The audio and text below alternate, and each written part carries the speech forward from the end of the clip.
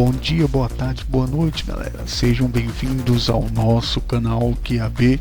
E hoje nós iremos falar sobre 7 princípios de Maquiavel que estão sendo usados na atualidade e que está dentro do livro e também baseado nas aulas que eu fiz até o capítulo 6, certo? Então tudo que eu falar nesse vídeo vai ser do capítulo 6 para o capítulo 1 que a gente já estudou. Então vocês vão ver muitos conceitos aqui em questão de aplicabilidade. Então, sem mais delongas, vamos direto ao vídeo. 7 princípios de Maquiavel na atualidade. Não perca, isso é super importante. Bora lá. O primeiro princípio é o uso de colônias ao invés de forças militares no início. Se você perceber, isso está no capítulo 2 sobre a questão de colônias, instalação de colônias e as forças militares. Uma vez que as forças militares elas gastam mais recursos e aumentam o ódio dentro do território em que está sendo conquistado. Então a ideia de instalar colônias ela é muito mais utilizada do que as forças militares, como por exemplo, houve muito isso na invasão do Iraque e as forças militares elas eram odiadas. Se você vê hoje em dia não aconteceu nessa semana a questão de grupos separatistas serem apoiados pela nossa querida Mother Russia. Isso é uma estratégia de Maquiavel,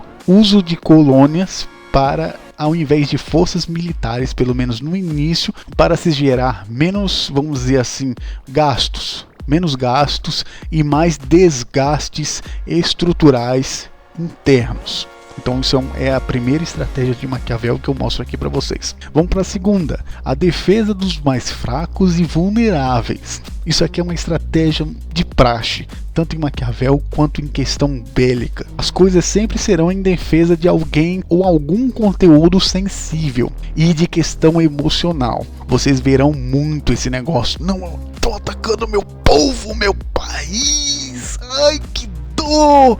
Sempre é desse jeito. E muitas vezes uma ideia comum e revoltante é que será usada como pretexto. Eu explicarei isso daí. Não está no Maquiavel, mas está dentro da obra de Clausewitz, da guerra. Porque existem fins militares e existem fins políticos. E toda guerra é um fim político por outros meios. E eu já venho avisar para vocês que em breve a gente vai ver aqui Clausewitz. Os 7 livros, ou é 8, a gente vai ver aqui. Eu já estou terminando de revisar o primeiro livro de Clausewitz e eu vou ensinar eles aqui para você, que ele fala muito sobre essa questão. Os fins e o conflito. A natureza do conflito, ele está dentro da obra de Clausewitz. Então sempre será desse jeito, porque a guerra ela é um fim político. E quando você olha para isso, você vê que existem 3 dimensões, passado, presente e futuro, dentro de uma celeuma como essa. Porque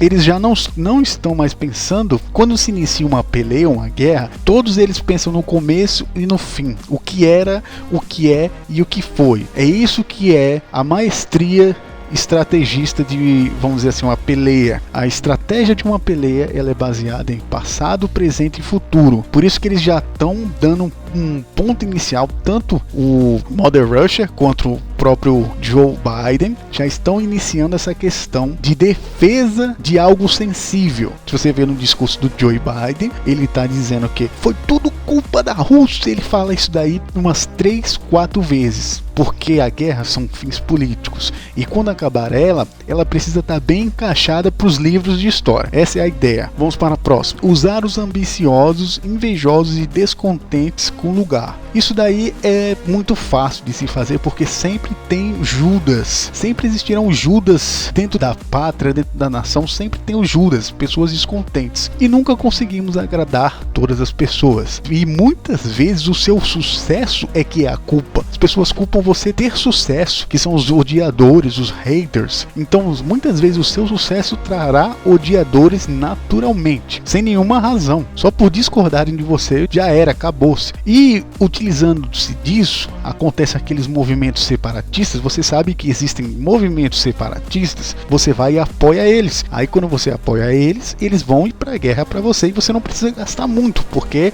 você pegou os ambiciosos e os descontentes e os invejosos e botou para lutar para você. Vamos para a próxima. Uma crise não deve continuar para evitar uma guerra. Isso daí vocês estão vendo como está se desentrelando essas ideias. Porque você precisa entender o porquê. Quantas vezes eu preciso dizer nesse canal? Você precisa entender o porquê. Porque sem o porquê, você não tem como saber as coisas. Se não há o porquê, não existe poder. Eu já falei muitas vezes para você, sem o porquê não existe poder. Uma coisa que o Merovídeo falava direto. Sem o porquê não existe o poder. E é por isso que eu estou dizendo agora para vocês que na visão deles é muito pior deixar esse conflito continuar do que evitar uma catástrofe. Na visão deles, evitar uma catástrofe é a mesma coisa de só alastrar o problema. Vocês estão vendo aqui como o Maquiavel ele falava muito sobre isso, sobre esse pensamento. Vamos para a próxima. Estados desorganizados são mais fáceis de conquistar. É a próxima. Tá no capítulo 4 isso daí. Anteriormente eu falei só do capítulo 2. Tirei todas essas coisas que eu falei anteriormente do capítulo 2. E essa aqui dos estados desorganizados eu tirei do capítulo 4. Sobre a parte dos barões e sobre a parte dos servos. Quem assistiu minha aula sobre isso, você sabe muito bem do que eu estou falando. Uma vez que líderes e instituições sem poder e razão são prostitutas do poder. Olha só a ideia que se passa de estados desorganizados. Quanto mais se tem desorganização dentro dos estados, e isso aqui é uma estratégia muito amplificada para quem quer dominar um estado ou uma nação, você precisa desorganizar essa nação. Então isso aqui é muito simples.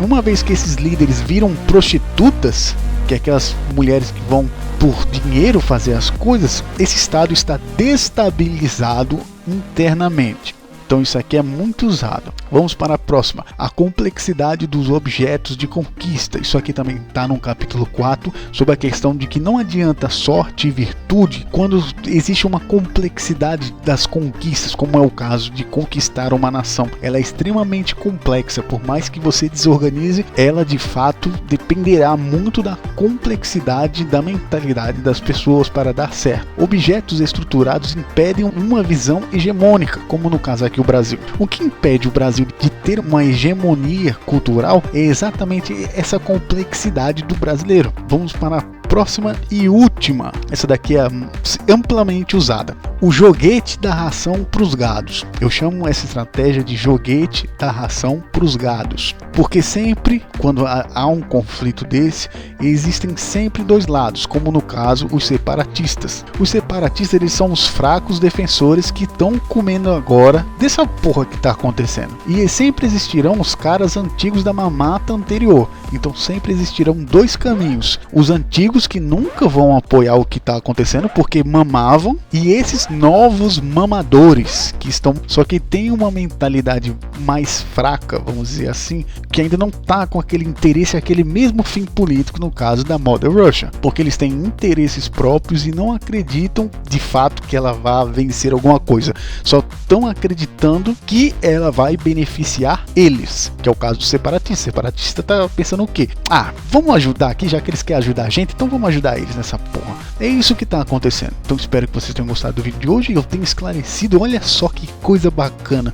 De dentro do Maquiavel a gente pode tirar como as coisas funcionam. Dentro de uma obra, é como eu disse, a porra do mundo é uma desgraça do Final Fantasy do caralho. A gente ainda vive numa época de povo selvagem e é isso, velho. É povo selvagem com tecnologia. Nunca vai passar disso se continuar assim. Povo selvagem com tecnologia. É um verdadeiro Final Fantasy. Tanto é que um cara que falava umas porra em séculos passados ainda assim fala coisas que bate com o que está acontecendo. Ou seja, sempre fala a mesma coisa. Só existe dois motivos para isso acontecer. Ou ele viu leis universais, ou a humanidade não evoluiu em nada. É um Final Fantasy. Então escolha uma dessas duas para explicar o porquê que Maquiavel ele consegue explicar essas porra. Então até a próxima, galera. Se gostou, compartilhe, dê joinha e valeu!